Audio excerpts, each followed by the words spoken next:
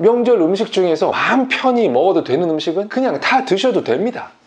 추석입니다. 영상을 보시는 시기에 따라서 설일 수도 있겠네요. 요즘은 설, 추석 같은 명절에 연휴를 이용해서 해외여행을 가시는 분들도 많습니다. 그래도 오랜만에 가족, 친지분들 만나서 서로 안부도 묻고 하는 화목한 시간을 갖는 것도 좋죠. 그래, 요즘 학교 성적은 어떻니? 취직은 했니? 너 결혼은 언제 할 건데?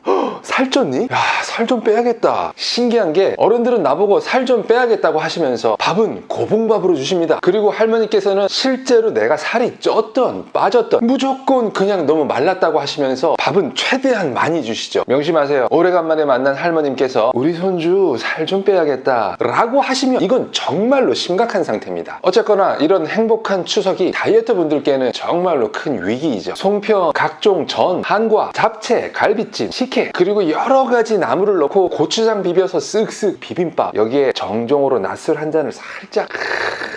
사실 몇 해 전부터 저희 집에서는 차례를 지내지 않습니다. 그런데 이번 추석에는 딱히 어디 여행 계획도 없었어요. 더구나 저는 연휴 첫날까지도 근무를 합니다. 그래서 잠시 추석임을 잊고 있었는데 어제 한 구독자분께서 다이어트 할 때 추석 음식 잘 먹는 법 안 가르쳐 주시나요? 라고 질문을 주시더라고요. 그래서 급하게 찍습니다. 명절 음식 앞에서 성공적으로 다이어트 하는 법 시작합니다. 정말로 다양한 명절 음식 중에서 다이어트 할 때 절대로 드시면 안 되는 것이 무엇일까요? 정답은 그런 거 없습니다. 그냥 다 드셔도 됩니다. 반대로 명절 음식 중에서 마음 편히 먹어도 되는 음식은 그런 것도 없습니다. 다이어트에 있어서 세상의 모든 음식은 그 양이 중요한 것이지 어떤 종류냐는 그 뒤에 얘기입니다. 얼마나 먹었는지에 따라서 체중이 증가할지 감소할지를 좌우하게 됩니다. 탄수화물만 왕창 먹었든 단백질 음식만 골라서 먹었든 그 섭취 총 칼로리가 하루에 사용하는 에너지량보다 많을 때에는 체중이 늘고 적을 때에는 체중이 빠지게 됩니다. 다만 사람의 의지라는 것이 한계가 있습니다. 아무리 큰 결심하에 하는 다이어트라도 배가 너무 고프다면 그 배고픔에 어느 순간 굴복할 수밖에 없습니다. 그래서 칼로리는 높으면서 포만감은 오래가지 않는 이런 포만감의 가성비가 떨어지는 음식을 주로 드신다면 아무래도 다이어트에 더 불리하게 되죠. 포만감의 가성비가 떨어지는 대표적인 명절 음식 바로 송편, 잡채, 식혜, 한과 이런 주로 탄수화물로 된 음식들이 있습니다. 이런 음식들을 최대한 적게 드시는 것이 다이어트에 보다 더 유리하게 되겠죠. 갈비찜, 생선전, 육전 이런 음식들은 단위 무게당 칼로리는 상당히 높습니다. 하지만 포만감도 오래가는 편이라 한 끼 식사로 적당량 드신다면 다이어트에 도움이 됩니다. 그래서 포만감의 가성비가 좋은 이런 음식들만 주로 골라서 드신다면 명절에도 충분히 다이어트를 하실 수가 있죠. 이 외에도 명절에 집에서 오래간만에 가족들과 함께 식사를 하실 때 간단한 다이어트 팁 두 가지 말씀드립니다. 첫 번째, 절대로 주변 사람들 특히 어른들에게 본인이 다이어트 중임을 밝히지 마십시오. 할머님의 눈에 여러분들은 말랐습니다. 엄마의 행복도는 여러분들의 식사량과 정비례합니다. 여러분들의 비만도와 전혀 상관없이요. 이런 와중에 나 다이어트 해야 돼, 안 먹어 라고 했다가는 명절 끝날 때까지 모든 어른들이 여러분들의 식사량에 주목할 겁니다. 뭐 먹자고 계속 공격이 들어올 거예요. 그러니 가족들과 함께 모여서 식사하실 때에는 꼭 함께 참석해서 식사를 하세요. 절대로 적게 먹겠다고 어른들 앞에서 깨작깨작 이렇게 드시지도 말고요. 그냥 즐겁게 맛있게 드십시오. 단 음식을 한 번 뜰 때마다 가급적이면 적게, 그래서 자주자주 최대한 천천히 오래오래 많이 씹으십시오. 계속 입에 뭔가를 집어넣으면서 질겅질겅 하고 있는 여러분들의 모습을 보신 어른들은 아주 흡족해 하실 겁니다. 두 번째, 주변에 널린 군것질거리들에 주의하세요. 추석에는 집안 구석구석 먹을 것들이 넘쳐납니다. 사실 명절이라고 오래간만에 친척들끼리 모여도 딱히 할 일 없잖아요. 그럼 뭐 하겠어요? 먹어야지. 식사 다 한 후라 배도 부른 상태지만 과일부터 시작해서 송편, 한과, 또 전 몇 조각, 그리고 또 좀 식은 잡채를 프라이팬에 싹 볶아서 이거 먹으면 정말로 맛이 기가 막히거든요. 아무리 배가 불러도 이런 간식들은 입에 막 들어갑니다. 그럼 어떻게 해야 이 식사 이외의 칼로리 섭취들을 막을 수 있을까요? 안 드시면 됩니다. 안 드시면 됩니다. 배 하나도 안 고픈데 눈앞에 먹을 것이 있다고 꼭 드실 필요는 없어요. 가족들과의 식사는 아침, 점심, 저녁 매 끼니면 충분합니다. 그리고 결정적으로 안 심심해야 됩니다. 지금 심심해서 딱히 할 일이 먹는 것 말고는 없다? 그럼 배가 안 고파도 뭔가 먹게 됩니다. 이번 명절에는 가족들과 함께 먹는 것보다 더 재밌을 법한 무언가를 꼭 준비해 보십시오. 무언가를 꼭 해보세요.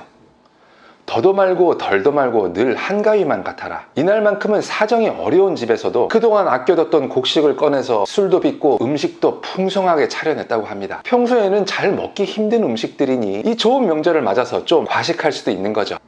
그런데 말입니다. 평소에 드시지 못했던 송편, 잡채, 한과 이런 명절 음식들 정말로 귀해서 못 드셨습니까? 아니면 평소에는 전혀 드시고 싶었던 생각이 안 드셨던 겁니까? 만일 평소에도 찾지 않았던 음식이라면 명절이라고 꼭 드셔야 할 이유가 있을까요?